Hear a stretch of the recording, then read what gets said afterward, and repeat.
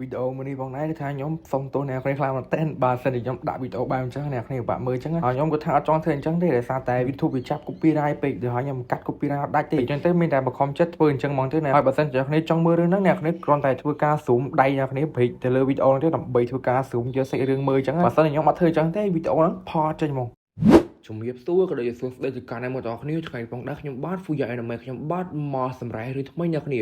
ដែលរឿងនេះបងដែរគឺមានចំណងជើងថា Chain Smoker Cat ដែលវាគឺជាសាច់រឿងថ្មីដែលគេទើបបញ្ចេញថ្មីក្តៅ2021នេះទេអ្នកគ្នាតោះឥឡូវដើម្បីចង់ដឹងអត្រាសាច់រឿងរបស់យើងអត្រាវាល្អមើលទៅជាយ៉ាងណាអ្នកគ្នាកុំភ្លេចទៅការចុច like ខ្ញុំផងអ្នកគ្នាចុច like ច្រើនមកតាមដំបូងនៃសាច់រឿងរបស់យើងគឺយើងបានឃើញជាមួយនឹងក្មេងស្រីម្នាក់ដែលគាត់នឹងគឺថាកំពុងតែអង្គុយ set ឡាមែនទែនដៃកាន់បរិយ up in the sky solo ទៅឯងចឹងទៅហើយបើសិនជាយើងក៏លេចទៅមើលបន្ទប់របស់គាត់វិញម៉ែឡាញ៉ៃញ៉ៃដែលសារតែគេនឹងគឺថាមិនបានរៀបចំនោះទេអ្នកគ្នាមើលទៅគឺថាពិតជាញ៉ៃញ៉ៃថាមែនទែនសម្បូរទៅដោយសត្វកឡាតរុយចឹងទៅហើយគណៈពេលដែលគេគឺថាកំពុងតែធ្វើការ up in the sky solo ទៅឯងហ្នឹងស្រាប់តែសេរឿងរបស់យើងក៏បានកាត់មកខាងលោកតាក្បាលតងោមួយដែលគាត់នឹងគឺថាកំពុងតែធ្វើការរៀបចំជាមួយនឹងបរិវេណផ្ទះរបស់គាត់ហ្នឹងឲ្យវាមើលទៅមានភាពស្រស់ស្អាតអញ្ចឹងទៅហើយលីមិនណាលេចចៃដល់អ្វីលៀងក៏ស្រាប់តែអូនស្រីនៅខាងលើរបស់យើងហ្នឹងគាត់ក៏បានតម្លាក់ជាមួយនឹងអាកតុយបរិយដែលគេនឹងបានជក់ហោតម្លាក់បានចំក្បាលគាត់ម៉ែធ្វើឲ្យគាត់គឺពិតជាមានអារម្មណ៍ថាអូយឈឺខ្លាំងមែនទែនអូនស្រីរបស់យើងហ្នឹងហើយគេក៏បានធ្វើដូចជាអត់ដឹងខ្លួនអញ្ចឹងទៅហើយគេក៏បានដើរទៅក្នុងបន្ទប់គេក៏បាននិយាយថាកៅអៅរបស់គេដូចជាប្រឡាក់ជួហើយចៃដល់អ្វីនៅពេលដែលគេកំពុងតែធ្វើការផ្លាស់កៅអៅហ្នឹងលេងត្រាប់តែអាតាមួយហ្នឹងចូលមកបើកទ្វារមកលេងឃើញអូនហ្នឹងកំពុងតែដោះអាវちは来週でいいはずにゃ次から気をつけろក៏ពីលោកតារបស់យើងហ្នឹងគាត់ក៏បានឃើញហើយអ្នកគ្នាគាត់ក៏បានដើរចេញពីទីនេះហើយគេក៏បានបោកពីសម្ដីថាថ្ងៃក្រោយបើគេធ្វើចឹងទៀតគេនឹងមិនលើកលែងគេនោះទេហើយអូនស្រីរបស់យើងហ្នឹងភ្លេចប្រាប់ឈ្មោះអ្នកគ្នាគាត់ហ្នឹងគឺមានឈ្មោះថាយ៉ានីកូកាប់មកខាងលោកតារបស់យើងនៅពេលដែលគាត់ថាបានដើរទៅដល់បន្ទប់របស់គាត់ហើយម៉ែលោកតាមួយនេះក៏ពិតជារោគចិត្តខ្លាំងមែនទែន猫ちゃんめ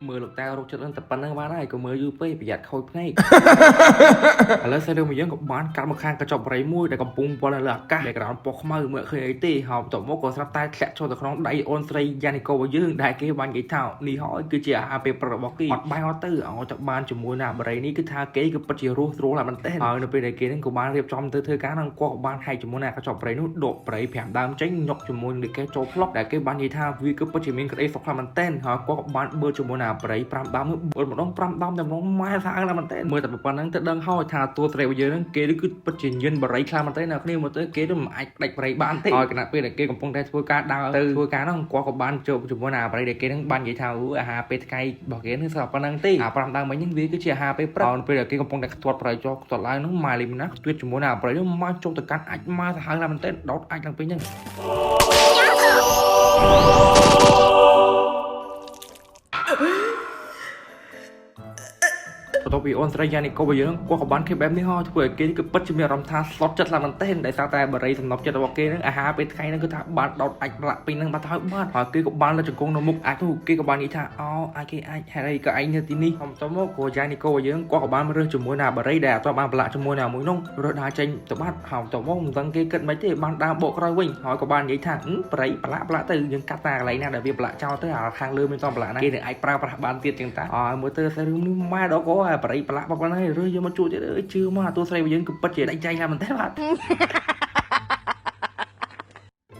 ហើយបន្ទាប់មកក៏ស្រាប់តែសាច់រឿងរបស់យើងក៏បានកាប់មកដល់កន្លែងធ្វើការរបស់អូនស្រីយ៉ានីកូរបស់យើងហើយនៅពេលដែលគេកំពុងតែធ្វើការបំពេញការងារហ្នឹងគឺថាឃើញបុគ្គលិកច្រើនណាស់មែនទែនគឺពួកគេកំពុងតែធ្វើការស្ដាប់ជាមួយនឹងមេរបស់គេនោះបានណែនាំអំពីរបៀបធ្វើការអញ្ចឹងទៅហើយបើសិនជាយើងកន្លែងទៅមើលអូនស្រីយ៉ានីកូយើងវិញម៉ែលីគេដកមានខ្ពស់ទេក៏បានដកបរិយមកធ្វើការជក់អញ្ចឹងទៅម៉ែគេនឹងគឺពិតជាញៀនបរិយថាមែនទែនបាទហើយនៅពេលដែលគេការជក់ហ្នឹងក៏បានធ្វើឲ្យមេរបស់គេបានស្ដីឲ្យមេអូនឲ្យធ្វើអីហ្នឹងបន្ទាប់ពីពួកគេនឹងគឺថាបានប្រជុំការងារចប់ក៏បុគ្គលិកទាំងអស់គ្នាក៏បាននាំគ្នាធ្វើការអញ្ចឹងទៅបើសិនជាយើងកន្លែងទៅមើលបុគ្គលិកផ្សេងទៀតគឺពួកគេធ្វើការយ៉ាងរលូនចំណែកអូនស្រីយ៉ានីកូយើងវិញម៉ែធ្វើការភ្នែករបស់គេគឺថាពិតជាអត់សូវស្រួលទេដោយសារតែគេក៏បានដាក់ម្ដងអញ្ចឹងហើយគេនេះញាត់ដៃញាត់ជើងធ្វើអីគាត់កើតដែរ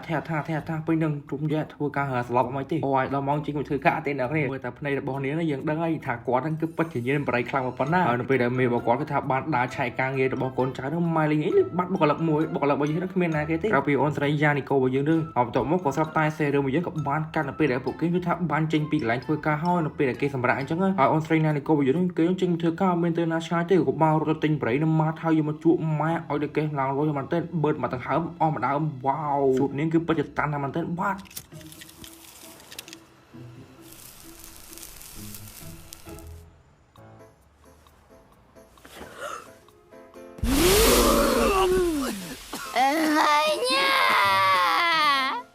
តបពីនាងនឹងគឺថាបានដាក់មួយដើមហើយគេក៏បាននិយាយថាមួយដើមនេះគឺពិតជាមានអារម្មណ៍ល្អខ្លាំងមែនទែនអានេះខ្ញុំនិយាយតាមសេរីរបស់គេទេគឺនិយាយចឹងមែនអ្នកគ្នាអ្នកនរគ្នាគឺថាកុំយកគំរូតាមនាងអីអ្នកគ្នាគឺពិតជាមិនល្អទេជួបបារីគឺប៉ះពាល់សុខភាពចឹងទៅអានេះខ្ញុំធ្វើ anime ធ្វើតាមសេរីរឿងទេអ្នកគ្នាឥឡូវជួយច្រើនចូលទៅរឿងរបស់យើងតទៀតហើយបន្តមកក៏នាងក៏ថាបានប្រហុយប្រៃរបស់គេម៉ែប្រហុយផ្សែងរបស់គេដូចជាដិតភ្នក់មកទេហើយបន្តមកក៏ស្រាប់តែសេរីរឿងរបស់យើងក៏បានកាត់ខាងភូមិគ្រឿងមួយដែរភូមិគ្រឿងមកណាគឺថាពិតជាធំមែនទែនដែលឯងនិយាយបានថាគឺជាទៀនអត់មានអញ្ចឹងហើយនៅពេលហ្នឹងគឺយើងបានឃើញថាអូនស្រីណានីកូរបស់យើងហ្នឹងគាត់ក៏បាននៅទីនេះផងដែរដែលគេគឺថាមកទីនេះមិនមែនផ្ទះរបស់គេទេអ្នកគ្នាក៏ប៉ិតមិនមែនផ្ទះរបស់គេទេដែលគេគឺថាមកទីនេះដើម្បីធ្វើការសម្អាតជាមួយនឹងថោអញ្ចឹងចាស់ផ្ទះហ្នឹងគាត់ក៏បាននិយាយថាថោមួយនេះផងដែរមិនមែនជាថោធម្មតាទេឲ្យនាងសម្អាតឲ្យស្រួលបួសយ៉ារីកូរបស់យើងគាត់ក៏បាននិយាយថាអូយកុំភ័យមើលអ្នកស្រីការងារប៉ុណ្ណឹងគឺថាខ្ញុំអាចធ្វើបានអញ្ចឹងទៅបើសិនយើងក៏លេចទៅមើលផ្ទះរបស់គាត់វិញម៉ែសម្រាប់អាចារ្យcủaគេញ៉ាំបាយឲ្យគេលៀងដែរឡើយញ៉ៃអំពីផ្ទះហើយឲ្យមកសម្អាតថោនៅគេធ្វើការអត់ទេបើការងារមួយបរិយជាប់មាត់រហូតអញ្ចឹងហើយនៅពេលដែលគាត់បកគលការងារទៅឲ្យអូនស្រីយ៉ារីកូរបស់យើងហើយដល់ពេលមកវិញ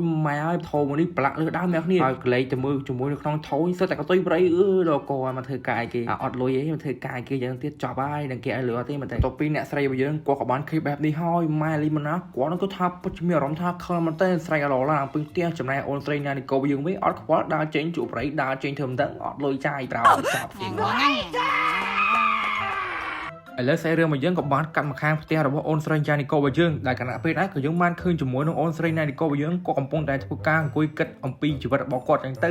ដោយសារតែសប្តាហ៍នេះគាត់គឺពិតជាក្រណាស់មែនតើសម្បីតែរលុយទិញប្រេជួក៏រមមិនបានដែរពេលនេះគឺមិនតន់តែថ្ងៃដែលគេនឹងបើកប្រាក់ខែទេហើយជាមួយនឹងលុយហាងបាយញ៉ាំគាត់មានទៀតព្រោះគេនឹងក៏ពិតជាមានអារម្មណ៍គិតច្រើនណាស់មែនតើរកពេលដែរគាត់ក៏បានគិតថានៅក្នុងពេល6ថ្ងៃហ្នឹងគឺថាបរិយារបស់គាត់ក៏នៅសល់6ដើមហើយលុយក៏នៅសល់ចំនួន180យ៉េនទៀតដូច្នេះរឿងដែលនាងអាចធ្វើបានហ្នឹងគឺនាងត្រូវតែចាយធ្វើការថ្មិចឲ្យចាយដងថ្ងៃដែលគេនឹងបើកប្រាក់ខែវិញអញ្ចឹងទៅនៅពេលដែលនាងបានគិតអញ្ចឹងហើយក៏បានដើរជាខាងក្រៅធ្វើការដើរម្ដងដើម្បីធ្វើការបន្ធូរអារម្មណ៍របស់គេអញ្ចឹងគេក៏បាននិយាយថាបរិយាម្ដងគឺអាចធ្វើឲ្យគេគេចផុតពីបញ្ហាដែលនៅជុំវិញខ្លួនរបស់គេហើយគាត់ក៏បានបឺតម្ដងទៅដល់ពេលបឺចុះឡើងដាក់ម្ដងទៀតអត់មាត់ភ្លេចខ្លួនម៉ែលីងកន្លែងមកមើលជាមួយនឹងអាកៅទឹករបស់គេដាក់បរិយាហ្នឹងក៏បានអស់ប្រែលីងហើយគេក៏ពិតជាមានអារម្មណ៍ថាចុំហើយដល់ពេលគេនឹងធ្វើបែបនេះវាគឺពិតជារឿងអាក្រក់ក្នុងជីវិតរបស់គាត់បើមិនជាអត់មានបរិយាជួបនោះទេក្នុងមួយថ្ងៃហ្នឹងហើយគេក៏បានខឹងខ្លួនឯងខ្លាំងមែនតើដល់ពេលដែលគេហ្នឹងគឺថាកំពុងតែខឹងខ្លួនឯងហ្នឹងគាត់ក៏បានរើជាមួយនឹងអាភួយនៅខាងក្រោមហ្នឹងក៏បានឃើញលុយចំនួន1000ជើងធ្វើឲ្យគេក៏ពិតជាមានអារម្មណ៍ថាដូចជាទេវតាផ្ដល់លុយឲ្យគេចឹងទៅម៉ែគេសប្បាយចិត្តមែនតើហើយពេលបានលុយ1000ជើងហ្នឹងអត់មានទៅរកណាឆ្ងាយទេអ្នកគ្នាគាត់ក៏បានទៅម៉ាត់ទិញប្រៃ2កញ្ចប់គួយជក់នៅមុខម៉ាត់ម៉ែដល់គាត់អត់មានកាត់ទុកលុយទិញបាយញ៉ាំអត់ទ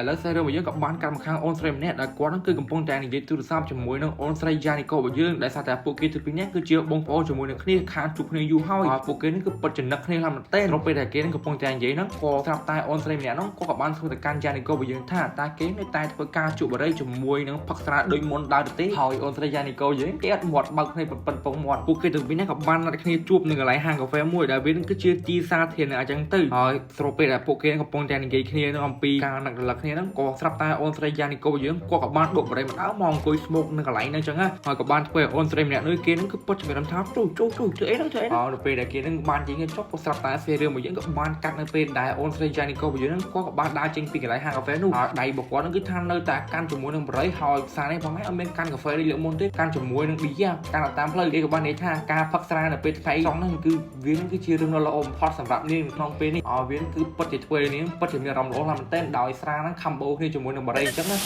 ゃーハート型の煙にゃこれはきっと縁起いいやつにゃ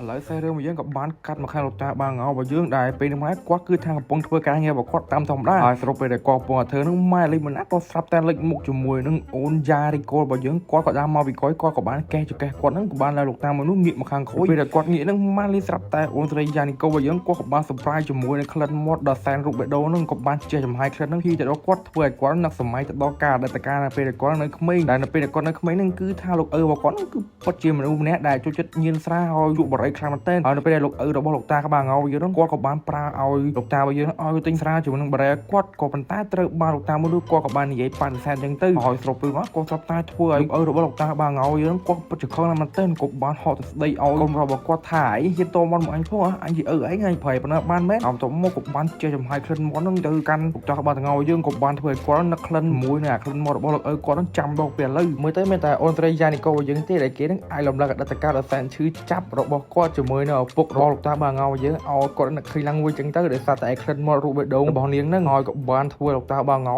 គាត់នឹងឈឺបេះដូងចុកឡើងប្រកាច់ឡើងពេញហ្នឹង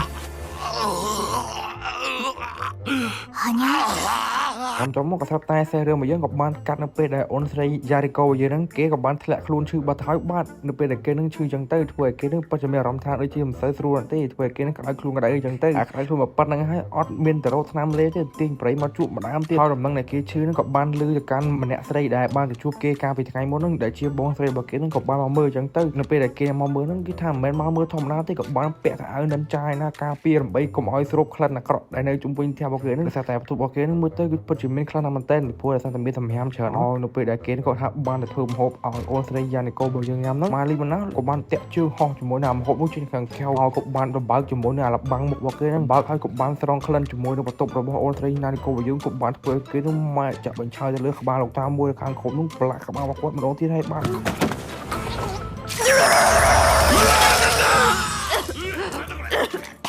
បងស្រីរបស់ណានីកូរបស់យើងហ្នឹងគាត់ក៏បាននាំបងស្រីរបស់គេទៅកម្មវិធីពេទ្យដើម្បីធ្វើការពិគ្រោះជំងឺជាមួយនឹងគ្រូពេទ្យចឹងទៅហើយគ្រូពេទ្យរបស់យើងហ្នឹងគាត់ក៏បានស្កេនឃើញថាស្ទួតរបស់បងស្រីរបស់នាងហ្នឹងគឺថានៅសល់តែម្ដុំទេបើសិនគេនៅតែបន្តជួបរៃទៀតនឹងអាចធ្វើការខូចសួតការជំងឺមហារីកអញ្ចឹងបើសិនជាយើងកន្លែងទៅមើលទឹកមុខរបស់បងស្រីណានីកូរបស់យើងវិញគាត់គឺថាពិតជាការទុកឡើងមែនទែនចំណែកបងស្រីរបស់គេវិញគាត់ក៏ការទុកដែរហើយគាត់ក៏បាននិយាយថាអូខេលោកគ្រូចាប់ពីថ្ងៃទៅគឺថាខ្ញុំបដិញ្ញាចិត្តជួបរៃហើយម្ដាមនេះផងដែរវាគឺជាម្ដាមចុងក្រោយក្នុងឆាកជីវិតរបស់ខ្ញុំហើយពេលនោះផងណាគាត់ក៏បានទាញប្រៃមកបឺតនៅមុខពេទ្យម៉ែលីពេទ្យទ្របបាត់ដាក់ក្បាលម្ដាយម៉ាំង院内は禁煙だこのクソ獣人がតាមប៉ាទៅទាំងអស់នេះវានឹងគ្រាន់តែការយកសពរបស់អូនស្រីណានីកូរបស់យើងទេក៏បានធ្វើឲ្យគេនឹងភ័យខ្លាំងមែនទែនបាត់ងើបមកទាំងគប់តែម្ដងទៅសម្រាប់តែពេលងើបពីគប់ទៅគេនឹងលក់ហើយនាងក៏បានទៅអង្គុយខាងក្រៅទាញប្រៃជក់ទីនាងនឹងអាចនិយាយបានថាគឺជានារីសួតតាមអ្នកគ្នាហើយសេរីមួយនេះផងដែរគឺថាខ្ញុំសូមចុះប្រត្រឹមសិនអ្នកគ្នាបាទសិនយ៉ាងហេពេញចិត្តជាមួយនឹងការសម្ដែងរបស់ខ្ញុំអ្នកគ្នាកុំភ្លេចទៅការចុច like ក៏ដូចជា subscribe ខ្ញុំបានឲ្យច្រើនមកហើយខ្ញុំគឺថាសូមទោសអ្នកគ្នាមុនទៅហើយបាទសិនជាខ្ញុំនិយាយទៅលើសលួសត្រង់ចំណុចណាមួយហើយដាក់រូបភាពបន្លអីអ្នកគ្នាសូមធ្វើការអធិស្ឋានខ្ញុំផងពីព្រោះដោយសារតែខ្ញុំនិយាយតាមអាស័យរឿងគេទេអត់ហ៊ានកាត់ចោលទេខ្លាចខូចសេះរឿងរបស់គេអញ្ចឹងហើយខ្ញុំសង្ឃឹមថាអ្នកទាំងអស់គ្នានឹងយល់ពីខ្ញុំអញ្ចឹងហើយពីចំណុចនេះផងដែរខ្ញុំបាទ Full Anime ខ្ញុំបាទសូមជម្រាបលាបាយបាយ